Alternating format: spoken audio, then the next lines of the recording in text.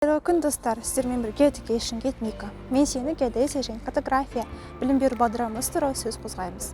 Бұл білім беру бағдарламасы қала құрылысы, құрылыс жұмыстары және азаматтық құрылыс білім беру бағдарламаларының тобы құрамына кіреді.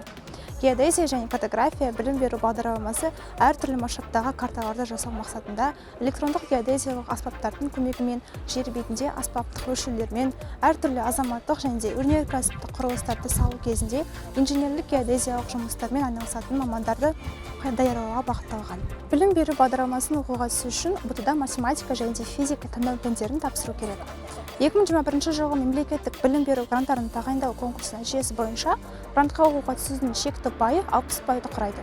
Білім беру бағдарламасы бойынша оқыту қазақ, орыс және ағылшын тілдерінде жүргізіледі. Кезінде студент учаскелер мен трассалауға инженерлік геодезиялық ізденістерді жүргізу жолдары мен жоспарлар мен профильдерді жасау, құрылыс іс-шараларды және жер бедерін өзгерту үшін деректер дайындауды инженерлік геодезиялық жобалау бойынша кешенді жұмыстарды жүргізеді.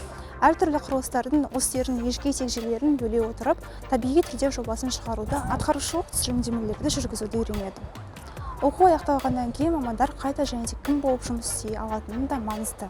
Біздің түлектер Қазақстан, Алматы генплан, геоинжиниринг, геоген, азимут, казгеосфера және басқа да ірі компанияларда жұмыс істейді. Түлек геодезист, картограф, топограф, жобалаушы кадастр инженерлері болып жұмыс істей алады. Сондай-ақ ғылыми қызметкерлер бола алады. Ғылыммен айналысатындардың геодезия бағыты бойынша магистратурада оқуын жалғастыруға мүмкіндігі бар. Сіздерге сәттілік тілеймін. Қазғысыда кездескенше.